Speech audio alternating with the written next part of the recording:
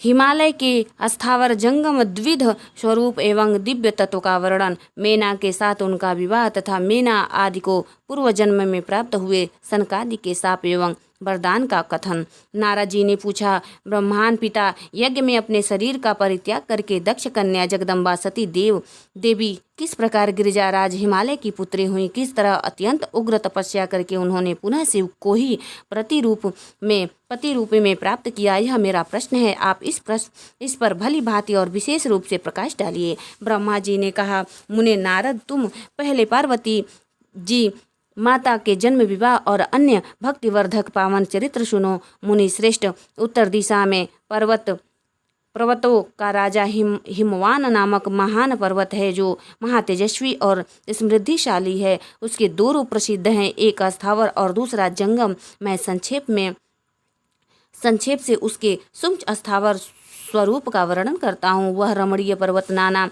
प्रकार के रत्नों का आकार खान है और पूर्व तथा पश्चिम समुद्र के भीतर प्रवेश करके इस तरह खड़ा है मानो भूमंडल को नापने के लिए कोई मापदंड हो। वह नाना प्रकार के वृक्षों से व्याप्त है और अनेक शिखरों के कारण विचित्र शोभा से संपन्न दिखाई देता है। सिंह, व्याघ्र आदि पशु सदा सुखपूर्वक उसका सेवन करते हैं।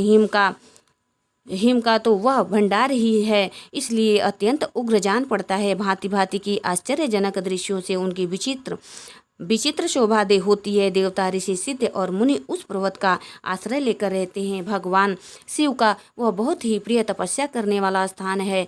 स्वरूप से ही वह अत्यंत पवित्र और महात्माओं को भी पावन करने वाला है। तपस्याओं में अत्यंत शीघ्र सिद्धि प्रदान करता है। अनेक प्रकार के धातुओं की खान और शुभ है। वही दिव्य शरीर धारण करके स्वर्ग सुंदर रमणीय देवता के रूप में भी स्थित है। भगवान विष्णु का विकृत अंश है, इसलिए वह शैलराज साधु संतों को अधिक प्रिय है। एक समय गिरिजावर हिमवान ने अपनी कुल परंपरा की स्थिति और धर्म की वृद्धि के लिए देवताओं तथा पितरों का हित करने के लिए अभिलाषा से अपना विवाह करने की इच्छा की। मुनीश्वर उस अवसर पर संपूर्ण देवता अपने स्थावर विचार करके दिव्य पितरों के पास आकर उन्हें प्रसन्नतापूर्वक बोले। देवताओं ने कहा, पितरों, आप सब लोग प्रसन्नचित्त होकर हमारी बात सुने, और यदि देवताओं का कार्य सिद्ध करना आपको भी अभिष्ट हो तो शीघ्र वैसा ही करें। आपकी से ज्येष्ठ पुत्री जो मेना नाम से प्रसिद्ध है, वह मंगल रूपिणी है,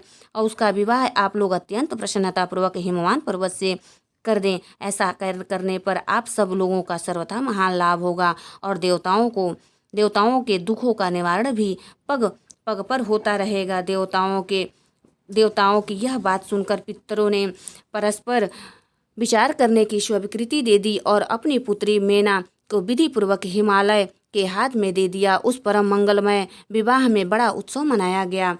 मुनीश्वर नारद, मेना के साथ हिमालय के शुभ विवाह का सुखद प्रसंग मैंने तुमसे प्रसन्नतापूर्वक कहा है, और क्या सुनना चाहते हो? नारद जी ने पूछा। विद्वान, अब आदर पूर्वक मेरे सामने मेना की उत्पत्ति का वर्णन कीजिए। उसे किस प्रकार शाप प्राप्त हुआ था, यह कहिए और मेरे संदेह का निवारण कीजिए। ब्रह्मा जी बोले, मुने, मैंने अपने दक्ष नामक जिस पुत्री के पहले चर्चा की है, उसके 8 कन्याएं हुई जो सृष्टि की उत्पत्ति के कारण बनी। नारद दक्ष ने कश्यप आदि श्रेष्ठ मुनियों के साथ उनका विवाह किया था।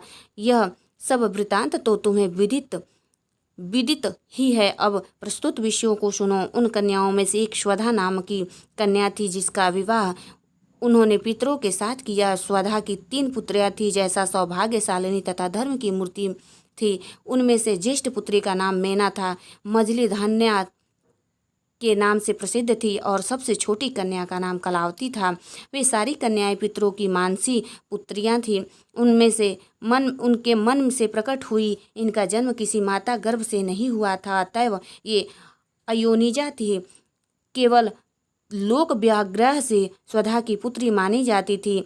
इनके सुंदर नामों का कीर्तन करके मनुष्य संपूर्ण अभिष्ट को प्राप्त कर लेता है। ये सदा संपूर्ण जगत की वंदनीय लोक माताएं और उत्तम अवयुद्ध से सुशोभित रहती हैं। सबकी सब परम योगिनी, ये ज्ञान निधि तथा तीनों लोकों में सर्वत्र जा सकने वाली हैं। मुनीश्वर, एक समय वे तीनों बहनें भगवान विष्णु के निवास स्थान श्वेत द्वीप में उनका दर्शन करने के लिए गई। भगवान विष्णु को प्रणाम करके भक्तिपूर्वक उनकी स्तुति करके वे उन्हीं की आज्ञा से वहाँ ठहर गईं। उस समय वहाँ संतों का बड़ा भारी समाज एकत्र हुआ था। मुने उसी अवसर पर मेरे पुत्र सनकादिक सिद्धगढ़ भी वहाँ गए और श्री हरि की स्तुति वंदना करके उन्हीं की आज्ञा से वहाँ ठहर गए। सनकादि मुनि देवताओं को आदि पुरुष और संपूर्ण लोकों में वंदित हैं, वे सब वहाँ आकर खड़े हुए। उस समय श्वेत दीपक से सब लोग उठ खड़े हुए, प्रणाम करते हुए उठकर खड़े हो गए, परंतु ये तीनों बहिनें उन्हें देखकर वहाँ नहीं उठी। इससे संत कुमार ने उनको मर्यादा रक्षार्थ उन्हें स्वर्ग से दूर होकर नर स्त्री बनने का शाप दे दिया। फिर उन्होंने उनके प्रार्थना करने पर वे प्रसन्न हो गए और बोले। संत कुमार ने कहा, पितरों की तीनों कन्याओं, तुम प्रसन्नचित्त होकर मेरी बात सुनो। यह सुन तुम्हारे शोक का नाश करने वाली और सदा ही तुम्हें सुख देने वाली है। तुमसे जो श्रेष्ठ है वो भगवान विष्णु की अंशभूति हिमालय गिरी की पत्नी हो। उससे जो कन्या होगी वह पार्वती के नाम से विख्यात होगी। पितरों की दूसरी प्रिय कन्या योगिनी का धन्या राजा जनक की पत्नी होगी। उसकी कन्या के रूप में महालक्ष्मी अवतीर्ण होगी, जिनका नाम सीता होगा। इसी प्रकार पितरों की छोटी पुत्री कलावती द्वापर के अंत में भाग में वृषा भानु वैश्वी पत्नी होगी और उसकी प्रिय पुत्री राधा के नाम से विख्यात होगी। योगिनी ने मेनका पार्वती जी के वरदान से अपने पति के साथ उसी शरीर के कैलाश नामक परम पद को प्राप्त हो जाएगी। धन्या तथा उनके पति जनक कुल में उत्पन्न हुए जीव मुक्त महायोगी राजा शीरध्वज लक्ष्मी स्वरूपा सीता के प्रभाव से वैकुंठ धाम में जाएगी। वृषभानु के साथ वैवाहिक मंगलकृत्य संपन्न होने के कारण जीव मुक्त योगिनी कलावती भी अपनी कन्या राधा के साथ गोलोक धाम में जाएगी। इसमें संशय नहीं है। विपत्ति में पड़े बिना कहाँ किन की महिमा प्रकट होती है। उत्तम कर्म करने वाले पुण्यात्मा पुरुषों का संकट जब टल जाता है तब वह दुर्लभ सुख की प्राप्ति होती है। अब तुम लोग प्रसन्नतापूर्वक मेरी दूसरी बात भी सुनो, जो सदा सुख देने वाले हैं। मेना की पुत्री जगदम्बा पार्वती देवी अत्यंत दुस्सह तप करके भगवान शिव की प्रिय पत्नी बनेगी। धन्या की पुत्री सीता भगवान श्री राम जी की पत्नी होगी और लोकाचार का आश्रय ले श्री राम के साथ विहार करेगी। साक्षात गोलक धाम में निवास करने वाली राधा ही कलावती की पुत्री होगी। वे गुप्त स्नेह में बदकर श्री कृष्ण की प्रियतमा बनेगी।